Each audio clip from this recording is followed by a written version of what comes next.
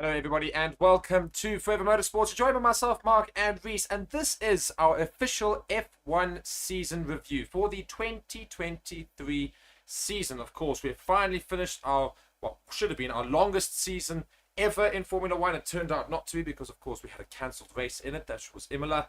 But nonetheless, we do have a 22 race season, which we can talk through. And, I mean, immediately, just general thoughts about the season, Reece. Well, it was a great season, of course. Red Bull were extremely dominant, running away with it from pretty much the first Grand Prix onwards. We were hoping that it was going to be a little bit more competitive off the back of last year, where Ferrari ditched the season midway through to focus on this year's Grand Prix. But that didn't really work for them, unfortunately. They fell further back than they were last year. So, really a bit of disappointment from them. But we had at least the Aston Martins competing in the beginning stages of the season. Well, yes, I was going to go through, and so, of course, today's review is going to go look at the general races throughout the season, our favourite teams, our standout moments, our drivers that impressed us throughout the seasons, drivers that did not. All these various facts we're going to look through in the next few minutes, of course, throughout the rest of the show. So, starting straight away in the first race of the season, Bahrain, of course, we had season testing just before that, and in the race itself, we saw a very, very dominant Red Bull performance from the get-go, as Reece says. So, Max Verstappen won that race. Second place was Sergio Perez, and that was the big standout that nobody was expecting straight away in the rest, and became a normal thing for the rest of the season, was Aston Martin doing so well. Fernando Alonso finishing up there in third place in that first race. Now, do you remember anything particular about that race that stands out for you?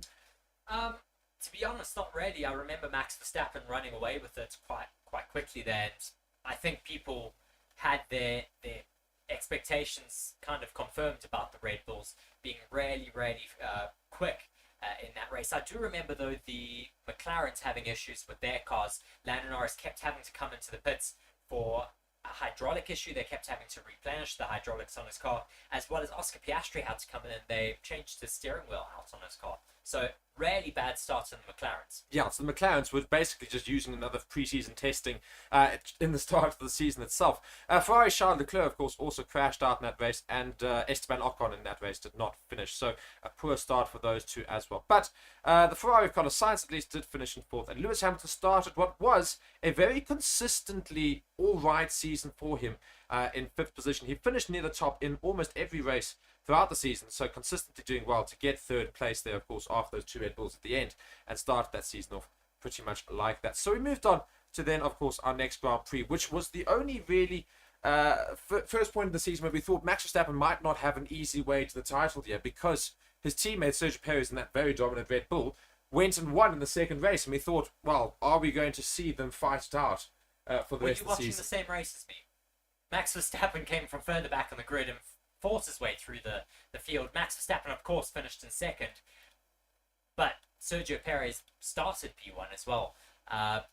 It was a difficult race for Sergio Perez, who had quite a lot of a challenge from Fernando Alonso, but he was able to finish P1 in the end. But I don't think that Sergio Perez necessarily was running away from Max Verstappen at all and challenging him all too much. No, not at all. But still, at the same time, points-wise, they were then very much on equal terms going into the second race.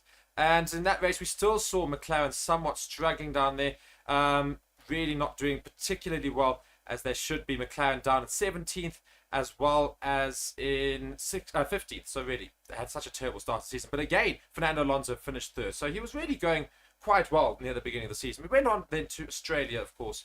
Unless there's anything you want to talk about with Saudi? Yes, Mercedes, yes. Well, Mercedes were at least still able to keep consistently near the top. In the first half of the season, they were consistently scoring points, even though they were struggling with that A-spec zero side pod design. Still trying to get to grips with it from the season before, but they were still holding on to it at this point.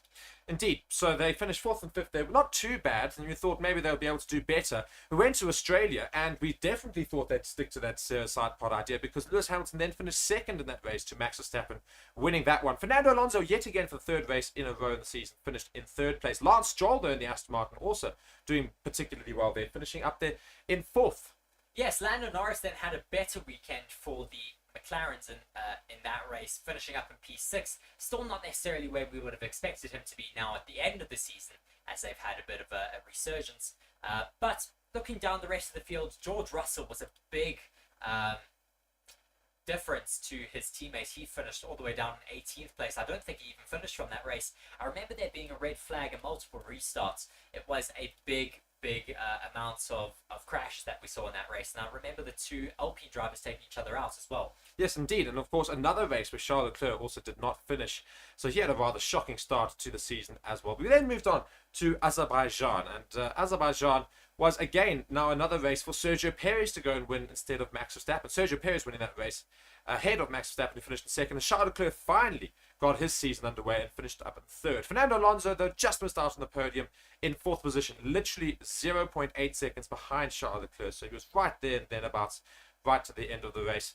And Carlos Sainz finished up there in fifth. Mercedes then started to double a little bit further back, as we knew that they thought they'd fought back in that previous race in Australia, then went to Bahrain, into Azerbaijan, sorry, and not the best finishes for them. Sixth and eighth, not really where they want to be. Lance Stroll, once again, though, doing quite well down there in seventh position. Any thoughts about the Azerbaijan race? Azerbaijan, not too much. I was expecting a little bit more crashes there, but I think this year people kept it a little bit more clean. Interesting. We did have those two DNFs from Zhou Guanyu and Nick de Vries, but other than that, it was a relatively clean race. One that we don't normally have a very clean race around. No, not at all. So Sergio Perez was not to win any more races after that race. That was his last win, and that's when his form was still going, to be fair, for a little bit, but of course we know that it dropped off, especially at Monaco. Max Verstappen won that following race in Miami. Of course, one of 3 American races we had this season. He won them first, Sergio Perez in second, yet again. More dominance by the Red Bulls. And Fernando Alonso, once again, yes, is third. Once again, Fernando Alonso taking that third spot. He's rarely made that his finishing position this year. George Russell then having another good weekend. He finished up in P4 for the Mercedes, his teammate down in P6. Another bit of a better weekend for Ferrari with Carlos Sainz up in P5. In the first half of the season, we saw Carlos Sainz doing a lot better than his teammate Charles Leclerc. Charles Leclerc finished down in P7 during Miami, and Pierre Gasly P9. Pierre Gasly P8 and Esteban Ocon P9. Alpine also had a little bit of pace in the beginning of the season and then also started to fall back a bit. Yuki Tsunoda in the AlphaTauri, he was able to find a little bit of pace, while Nick de Vries, he had a horrid start to the season. And of course, we know what happens a little bit later, but we'll get into that when we get to that specific race. Indeed, and of course, then we would have had our Emilia-Romagna race in Italy, which was unfortunately cancelled due to all the flooding that we had in Italy earlier this year. So that was the race that Reece was supposed to go to, was unable to do so, but I'm very sure that will get you to a race very, very soon in the next few seasons coming up. Monaco was after that. That's when things started getting interesting in terms of Perez and that fight for second place in the Drivers' Constructors as well as third place. Because Drivers' Championship. Well, yes. Constructors. Drivers' Championship. You know what I mean. Max Verstappen finishing up there in first, of course, very easily in that Red Bull. A whole 27.9 seconds ahead of second, who was Fernando Alonso in that Aston Martin. That was, though, because Fernando Alonso did pit near the end under the rain. He pitted twice, actually. He pitted first for a set of mediums, which everyone went, what are you doing? It's raining. And then the team brought him back in again for a set of rain tyres. And that's why that gap was so massive to Max Verstappen in the end.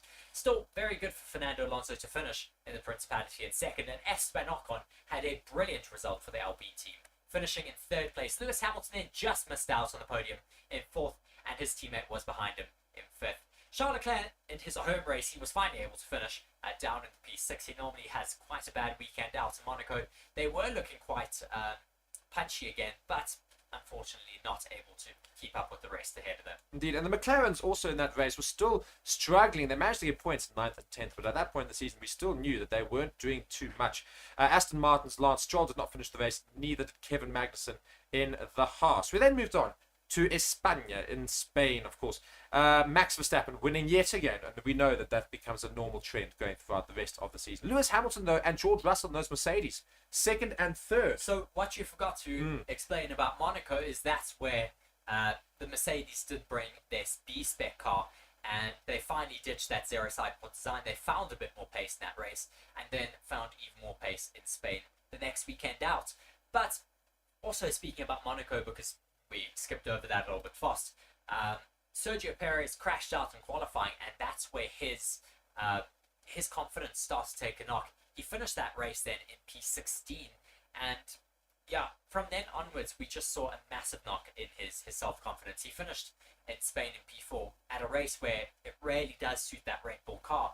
But unfortunate for him, it's been a bit of a tricky end to the season. Indeed. And the Aston Martins didn't do too badly in that race either, of course, continuing their relatively good start in 6th and 7th. But of course, as we know, for the rest of the season, they start to just dull down a little bit and keep going further back. This is also where we saw Charles Leclerc not find too much form. He's finished that race in 11th position. We then moved on to Canada. Lance Stroll's home race, which he didn't do too badly in, considering his general positions this season, but he finished in the points at least in 9th position. But once again, Max Verstappen winning that, but his teammate, Lance Stroll's I wouldn't say it was a good position for Lance Stroll, considering that his teammate was all the way up in P2.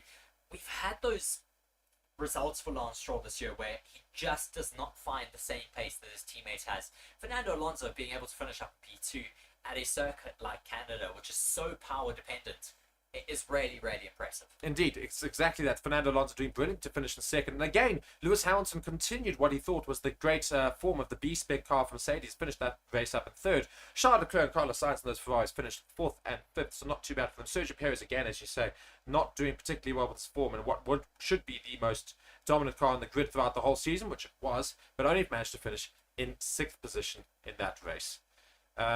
Looking at George Russell, of course, in that Mercedes, though, Lewis Hamilton's teammate, DNF'd, and so did Logan Sargent. Well, one of that's many, not a surprise. Yeah, one of many during the season. We then moved on to Austria. Austria was quite a fun weekend, of course, one that was marred a little bit by track limits.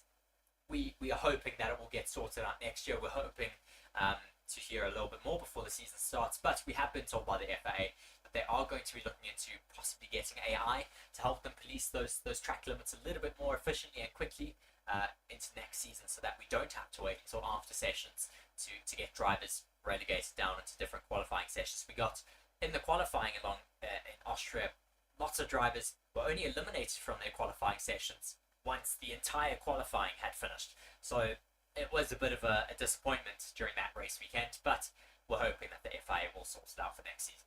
Exactly that. But going to the actual race that happened this season with all those track limits and all those various problems that we had, Max Verstappen did finish up in 1st position. Charles Leclerc in 2nd in that Ferrari, not a bad race for him, and Sergio Perez in 3rd. And this is where we saw the McLarens suddenly start doing a little bit better. Lando Norris in 4th position, a little bit higher up than they were used to. Is where they brought their big upgrade package, so this is where they did start to find a lot more of their pace. Exactly. Fernando Alonso, though, still doing well in that Aston Martin, finished up in 5th. Carlos Sainz in the Ferrari in 6th. And this is where we saw the B-spec car from Mercedes wasn't actually as good a turning point for Mercedes as we thought it might have been. They only finished in 7th and 8th after 2 relatively dominant weekends. Of course, one where one of the teammates didn't finish, but that was because he crashed out. We then moved on to Silverstone. Yeah, Silverstone was quite an exciting weekend. We got special liveries from the likes of Williams and McLaren. McLaren bringing back their chrome livery on the car was a little bit of a disappointment, but still looked great out on circuit. We had Max Verstappen yet again winning a race. Lando Norris, though, did brilliantly in his McLaren car, finishing in 2nd place, with Lewis Hamilton in 3rd and Oscar Piastri being robbed under the safety car of a podium position. Exactly. This is where we started to see Oscar Piastri suddenly find his form in that McLaren. Everybody was wondering what would happen with regards to Piastri's ability this season as a rookie driver. And this is where we really saw him just strut his stuff. He started from Silverstone, and that's where he found his form. George Russell finished up there in 5th. So the British drivers did quite well generally, finishing 2nd, 3rd, and 5th position. Sergio Perez is struggling to get into the top 5 yet again in 6th. Fernando Alonso still up there in 7th, just being consistent in terms of getting points. In terms of races that didn't have a great day, Kevin Magnussen, Esteban Ocon, and Pierre Gasly in those Alpines. Alpines in their home race, a terrible result for them. Both DNF'd. Home race in Silverstone. Yes, Alpine, of course, being based in They're Britain. French, though. Yes, they are based in Britain, though. They've got factories in France and in yes, indeed, and they are based, UK, yeah. based quite But close they, to... yeah, 50-50 based in Britain and in France. Going on to the next race, though, in Hungary, Max Verstappen won that again. But this is the race where we got Nick de Vries finally being ousted from that AlphaTauri seat, not having a good enough season.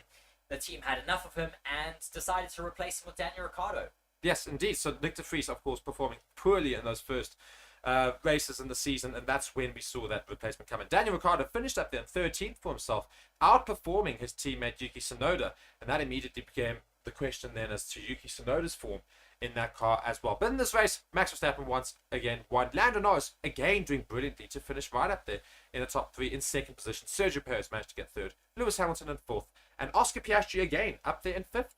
Lewis Hamilton was able to keep it really consistently within the top 5 for quite a lot of races, which really helped his battle for P2 in the Drivers' Championship, as well as his team for P2 in the Constructors' Championship. Yes, indeed. Of course, Lewis Hamilton did just miss out on P2 in the Drivers' Championship in the last 2 races where he could have got it, but Sergio Perez did eventually manage to finish higher up than Lewis Hamilton. But at this point, it was very close. Charles Leclerc and Sainz and those Ferraris still again struggling in 7th and 8th, and this for Aston Martin's in 9th and 10th. We then moved on to Belgium.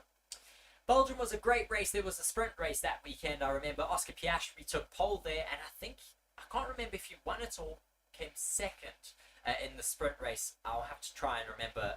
You can go and have a look there at the sprint race results. No, he came second there. Max Verstappen did win that, but it was his first podium position in Formula 1. Brilliant race weekend there for Oscar Piastri.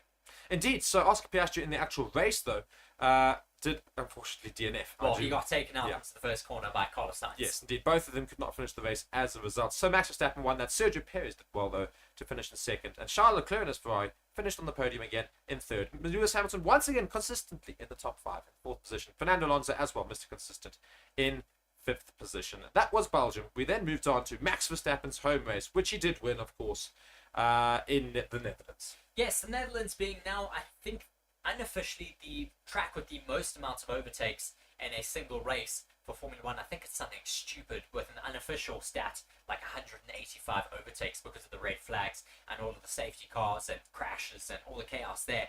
It was a really chaotic race from start to finish. It started in dry conditions. We got hit with torrential rain midway through. Max Verstappen, though, still went on to win the race. Fernando Alonso, once again, Mr. Consistent, up in P2. Pierre Gasly, though, was the outlier in P3. Then Sergio Perez finished P4, Carlos Sainz P5, and Lewis Hamilton once again in the top 5 or top 6 in P6. And it was a disappointing weekend for McLaren, of course, because they were doing so well up to that point after they putting all those upgrades in for Silverstone. They finished, though, in 7th and 9th, respectively. And those races that did not finish the race there, Logan Sargent, Charles Leclerc again, and Zhou Guanyu.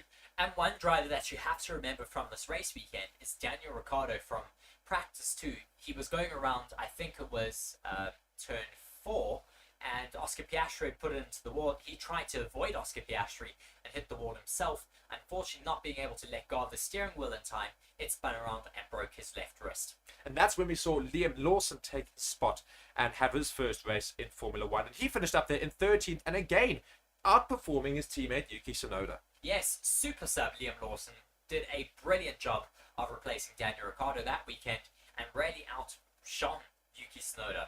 Exactly that. So we then moved on to the second Italian race, or what would have been the second Italian race, that being the Pirelli Gran Premio d'Italia, Monza. which is Monza. And we had Max Verstappen finish that race up in first, Sergio Perez in second. At least the Ferraris didn't do too badly in third and fourth. They qualified first and second. Max Verstappen and Sergio Perez really had to fight throughout the race to get up into P1 and 2. But difficult day for Ferrari. I mean, still getting on the podium, but difficult when you consider that they started in P1 and 2. The Mercedes had great pace around the circuit. They do have good pace around high-speed circuits. They finished up in P5 and P6 with a good points haul. Exactly, and Yuki Tsunoda again being put under pressure by 2 new teammates in the space of only just a month.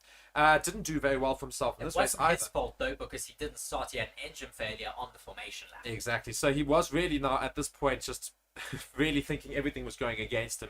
And Esteban Ocon in his Alpine also did not finish that race. The Haas is finishing right at the back as well in that race. We then moved on back into Asia at Singapore. Now the Singapore Grand Prix, that was a bit more of an interesting one, wasn't it? Yes, it certainly was. It was the only race this season where we did not see a Red Bull on that podium.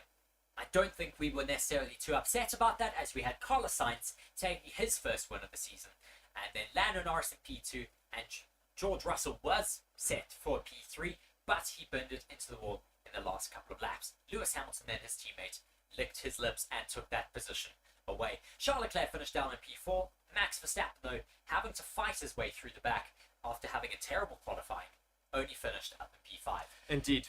But you have to speak about the tactics that Carlos Sainz used in that race. It was phenomenal from start to finish. He saw that George Russell was fighting his way through, and he just used Lando Norris very, very tactically, kept him within his DRS range, which meant that he was just too fast for George Russell to get past.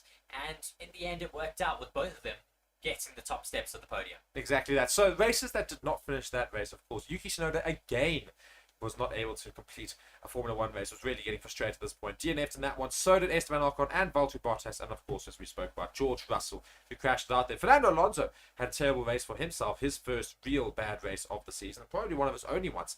Finished all the way down in 15th, the last of the runners in that race. Japan then came along, of course, what used to be Vettel's, or is still Vettel's favourite circuit, but now he's no longer there. And he was there, and he was giving a wave to the crowd and everything, and was, I believe, in the Red Bull garage. I can't remember. He may have been, though. But Max Verstappen, once again, taking a race win around that circuit. I can't remember if it was Japan or the race after that he took I think it might have been no, it was the race after in Qatar that he took the World Championship. But Max Verstappen got himself even closer to taking the World Championship in Qatar, in Japan, rather.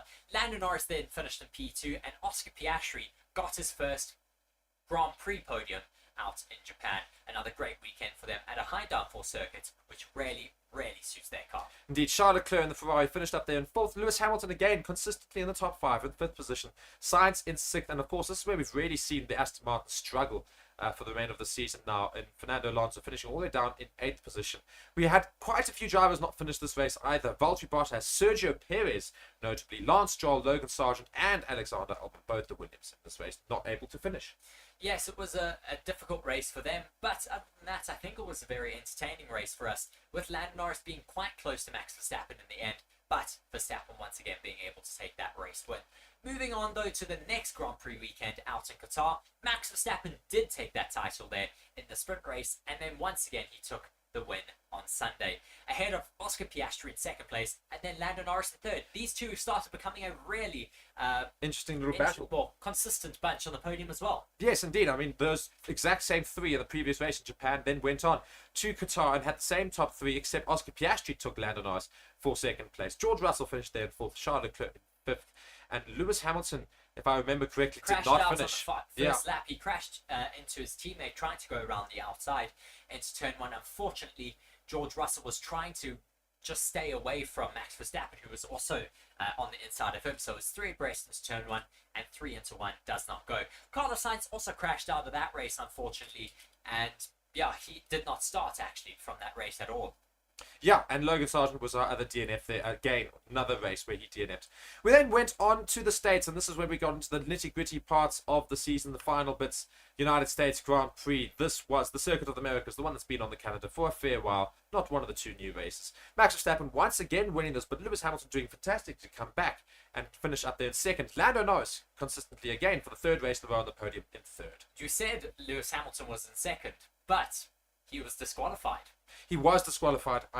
Yes, I remember that. He was disqualified, as was Ferrari's Charles Leclerc. Big talking points about that race weekend. They took a little bit of a gamble with their ride height on their floors, and unfortunately, after the race, they did get their cars inspected, and unfortunately, they were disqualified for excessive plank wear, which is a rule that's been around in Formula One for a long time, but because of sprint race weekends like we had in Austin, that caught them out, and they had excessive skid plank wear, and they were disqualified from that race. Exactly. So as a result, Lando Norris actually finished in 2nd. Carlos Sainz finished up in 3rd, and we know Lewis Hamilton and Charles Leclerc got disqualified, and the 3 drivers we lost. Fernando Alonso, unfortunately, did crash out with Esteban Ocon. I think they were the 2 that went each other, if I remember. Or was it Piastri? I can't remember, to be honest. I think, well, anyway, Fernando Alonso, Oscar Piastri, and Esteban Ocon, all of them DNF'd in that race. And that's when we saw Daniel Ricciardo come back to the racing seat in that AlphaTauri. He didn't, unfortunately, have the greatest race for himself, but at least he was back in the car. He was the last of those runners. Yes, disappointing weekend for him, but of course, the first week back in the car is always going to be a little bit difficult after coming back from an injury. Then going on to the Mexican Grand Prix, Sergio Perez's home Grand Prix, he did pretty much a copy and paste of Lewis Hamilton in Qatar. He tried to go around the outside of Max Verstappen and Charles Leclerc to turn 1, and he took himself out, unfortunately. Yeah, indeed. I mean, it was not a great race for him. And he unfortunately was the one at fault pretty much for that incident, if I remember correctly. He was joined by a bunch of other DNFs in that race. Kevin Magnussen DNF'd, Fernando Alonso as well, Lance Stroll as well. Terrible day for the Aston Martins. That's where they lost a lot of points in the Constructors' Championship. Then Logan Sargent for the Williams as well was the final DNF from that race. Indeed, and our top three for that race, Max Verstappen obviously won again. Lewis Hamilton was in second, and Charles Leclerc third, with Carlos Sainz in his Ferrari as well. In fourth, Lando Norris and his McLaren finished up there in fifth position. We then went on to our third last race of the season. That was Brazil. And what was Lewis Hamilton's and is Lewis Hamilton's favourite Grand Prix, or one of his favourite Grand Prix, was not the greatest day for him, finishing down there in eighth. Unfortunately, this is where he started to lose the momentum to P2 in the championship, because he was really reeling in Sergio Perez here, especially with Sergio Perez not scoring as many points as he should have in the past couple of races. But Lewis Hamilton unfortunately just lost that momentum, finishing down in P8 on a day where he could have possibly scored a little bit more points, with Sergio Perez losing out to P3 on that final lap. He was trying to take it back from Fernando Alonso, but Fernando Alonso was very clever with his car positioning and was just able to hold out. The finishes from that race, or the top finishes, were Max Verstappen, Lando Norris and Fernando Alonso on the podium. Yes, Fernando Alonso finally managed to get a little bit more form back in that Aston Martin, finishing up there in third. He was unable to do so for a while. Lance Stroll also started his very good little piece of form right at the end of the season. His last three races were brilliant for himself. Finished up there in fifth, just behind Sergio Perez, who was in fourth. Carlos Sainz in the Ferrari in sixth position. As we said, we went through all of those DNFs for... no, we didn't. The DNFs for Mexico, quite a lot as well, of course. It was quite a bad race in terms of lots of DNFs. Charles Leclerc in his Ferrari. Didn't even start, though. He crashed bin, out binned because it. of a high... He didn't bin it. Well, it was yes, a it's hydraulic issue that caused his entire steering wheel to seize up, and he went into the barriers, unfortunately, before the race even started. Exactly that. Alex Albon, Kevin Magnussen, Zhou Guanyu, Valtteri Bottas and George Russell all joined him in the pits, of course, prior to the ending of the race, after DNFing, crashing out in a few times in those races. We then went on to the first ever Las Vegas Grand Prix circuit that went down the strip, of course. We have had Las Vegas Grand Prix, but not like this before. No, brand new certainly track. not like this. It was a brand spanking new circuit. It did look a little bit like Spider-Pig from The Simpsons, but we were still very excited to be here. Drives were a little bit tight because of the schedule around the circuit being very late at night, but it provided some great on-track action for us. A lot of overtakes on Sunday. I think there was something stupid like 90 overtakes during the race, with Charles Leclerc stealing second place from Sergio Perez in the third to last corner on the track on the final lap. But before we get to the actual race, you have to remember what happened in practice one, where Carlos Sainz was coming down that long Las Vegas strip and he hits a manhole cover that wasn't properly secured down.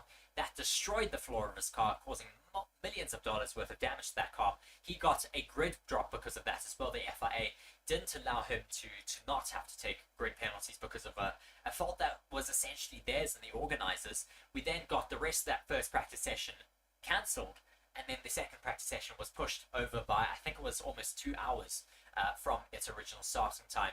It was a bit of a farce because of the fact that all of the fans were then told to leave the grandstands, and then they weren't allowed to watch the second practice session that they had paid for. Exactly, and everyone thought as a result that this Grand Prix weekend was going to be terrible. Toto Wolff up in arms, literally borderline swearing. I think he actually did swear. He did swear. He got investigated for it, in his press conference. A whole lot of the constructors' principals getting very upset at everybody's reaction to that. And they were, to be fair, proven right. They said, don't judge a race by one session. And they went and had the race. And it was arguably the best race of the season in Las Vegas. A fantastic race and lots of good following. And as we said, those top three, Charles Leclerc taking second in that last lap, away from Sergio Perez. Max Verstappen finishing up in first. Esteban Ocon, though, finished in fourth. And again, Lance Stroll in fifth position, did very well for himself. And DNS we had in that race, Lando Norris, unfortunately, early on in that race, crashed out. So did Nico Hulkenberg and Yuki Tsunoda, who had issues, I believe, and then just went off the track and managed to get off and weren't able to finish that race. But a great race nonetheless there in Las Vegas, which leads us to our final race, Abu Dhabi. Yes, and Abu Dhabi was once again a dominant race by Max Verstappen. He finished 18 seconds ahead of P2 finisher Charles Leclerc. So just once again showing the dominance of Red Bull. If they pretty much bring this car next year, they can be guaranteed still winning races. But I'm sure they're going to bring a radically different car for next year. We had Charles Leclerc in P2, George Russell in P3 to bring home that P2 in the Constructors' Championship. Mercedes were just able to take it from Ferrari, with unfortunately Ferrari's P2 driver Carlos Sainz not being able to get into the points. No, indeed. Carlos Sainz, unfortunately, dropping out of the points And as a result of retiring his on the last penalty. lap as well. Yeah, as a result of his penalty. No, he didn't have a penalty in that race, did he? He had a penalty of. Oh, no, sorry, No, what he am I had a talking bad about? He qualifying had a bad session. qualifying session, yes. He had a poor qualifying session, which as a result meant that he started so far back that Ferrari were really going to struggle for points. Charles Leclerc did everything to try and keep Sergio Perez ahead of George Russell, because of course he had a 5-second time penalty to Perez. And if Perez had finished ahead of Russell, then Charles Leclerc and Ferrari would have finished second in the Constructors' Championship, but George Russell just managed to get within 5 seconds of Perez, literally 1.4 seconds within it, to make sure that he finished in third position. And that's a $10 million loss for Ferrari, missing out on P2 in the Constructors. But unfortunately, that is how Formula One goes sometimes. But looking throughout the season, looking at those who have developed, who do you think have been the biggest developers throughout the season? Of course, you have to think of Mercedes completely ditching their original concept and developing a car now midway through a season, trying to catch up a year and a half to other competitors. That is very, very impressive, of course. They finished P2 in the Constructors, being able to hold onto that position with those difficulties that they had throughout the season. Ferrari were a major disappointment for me because they went worse than the previous season. And they abandoned last season midway through to develop this season's car. Yeah. So Ferrari were a disappointment. I'll tell you what though, McLaren, serious disappointment at the beginning of the season, but their upgrades were insane. They certainly were, and that was a big talking point throughout the season, was just how McLaren were able to bring those upgrades and be competitive immediately in Austria and then Singapore, not Singapore, Silverstone, and then onwards from that. But we're certainly hoping to see a lot more of those teams being closer aligned next season.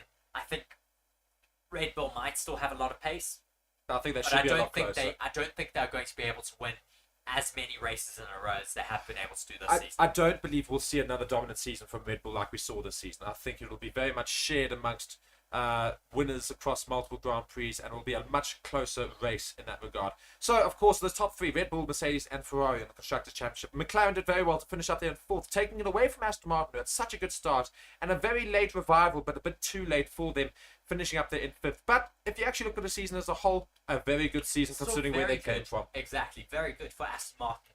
Getting close to taking race wins as well. I think they can take that on the chin at the end of the season and go, well, it was good in the beginning. We need to take notes from that.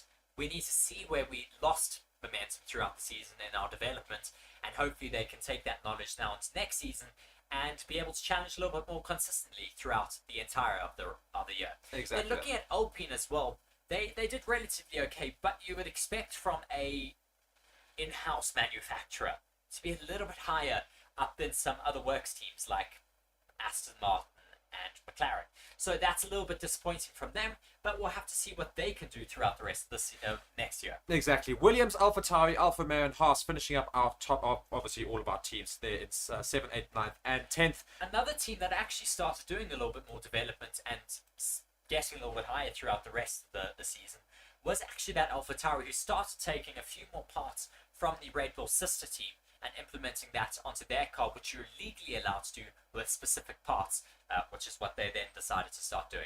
Exactly that, and not doing too badly for themselves, at least managing to stay away from the bottom there. Haas, the worst team of the year, and that was quite comfortably the worst team. I don't think we had to worry too much about that being a question, because they were quite shocking with regards to that. Looking at our drivers, of course, disappointments for the season we have to look at for next season. Logan Sargent. Well, we still don't have confirmation on whether he's signed for next season. Williams haven't given us that indication. There's been a few little hints, but nothing really concrete. I think Liam Lawson should be the one to take that seat, but he's still contracted as a Red Bull reserve driver. I mean, exactly. When you go and look at it, the hilarious thing about Liam Lawson is the fact that he raced, I think, 4 races in total. 3 or 4. And finished ahead of Logan Sargent, who raced the whole season. It's hilarious. Yeah. And Logan Sargent had a more competitive car than Liam Lawson had. Yeah. Of course, other drivers you have to look at, Zhou Guanyu, Kevin Magnussen, who did not do particularly well, but those teams didn't do particularly well for themselves either. Yuki Tsunoda managed to get 17 points, but if we look at Liam Lawson and Daniel Ricciardo's points together, managed to get 7, where they managed to race less than half the number of races. You know that one has to wonder about his points tally as well. So these are the sort of things that we're going to look forward to in 2024. Just to finish off here, and thanks to those who have joined us, and thank you for those comments, of course. He's gone and said what he thinks will happen and what he wants in 2024 for Old Man Roo, at least. But what has been your favorite moment of the season? My favorite moment of the season, I think, has to be Brazil, where Fernando Alonso and Sergio Perez raced right until the line there. I just thought getting that battle between two brilliant defensive drivers going right until the line was just so exciting, and was what we want to see more in Formula One. I'd love to see Sergio Perez and Fernando Alonso fighting. Imagine those two fighting for a championship. That would be incredible.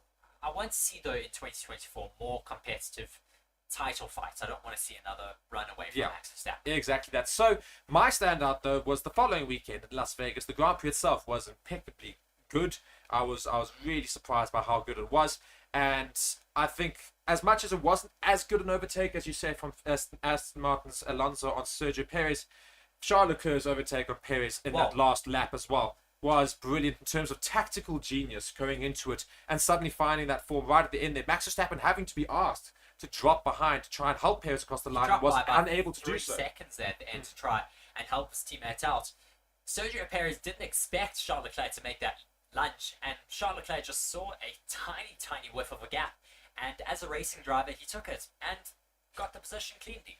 Exactly. So based off of the 2023 season, what could we expect for 2024? Well, I think we're still going to get the Red Bulls being really fast. It's going to be difficult for the other teams to try and catch up to them over the mid-winter break before all of the pre-season testing, but I'm really hoping we're going to get Ferrari a little bit closer. Mercedes should be a lot closer, learning from this season, as well as I'm really hoping to get a very competitive McLaren in 2024. Exactly. I want to see, hopefully, very good development from all the various teams. I think Mercedes will come back very strongly next year. Red Bull, obviously, I think they'll be very strong and probably the best car on the grid still, but not by too much. Hopefully the Ferraris will go and sort out their issues, and McLaren look like they're developing well towards competing for right near the top of that title. So we could have Red Bull, Mercedes, McLaren and Ferrari all fighting it out with an outside chance for Aston Martin. Yes, and it was a really exciting season. We got at least an average from every race, an average of 50 overtakes, which I think it's now the second highest average in Formula One since the 1970s, which is really good. It just shows that the new regs are working in the right direction. We're getting a lot more overtakes during the races. Possibly we might be getting a reduction of DRS in the upcoming years, because we're getting, like at Las Vegas, artificial overtaking, because it's helped a little bit too much by the DRS. So at certain tracks they do need to start looking at that. But other than that, brilliant season. Exactly that. So guys, let us know your favorite moments from the season and your standout moments. Which was your favorite Grand Prix weekend? Which drivers impressed you? Which ones didn't? Let us know in the comment section, of course, and be sure to like the video and subscribe to the channel. This was the F1 2023 season, and we're so much looking forward to 2024. Shout out to our sponsors, Bitdefender and Boyle Sports as well, for what was a great season from them. But from me and Reece, signing off the 2023 season finally. There'll still be a few more reviews and previews for next season coming from Reece on the channel. But until then, thank you so much for watching. Bye.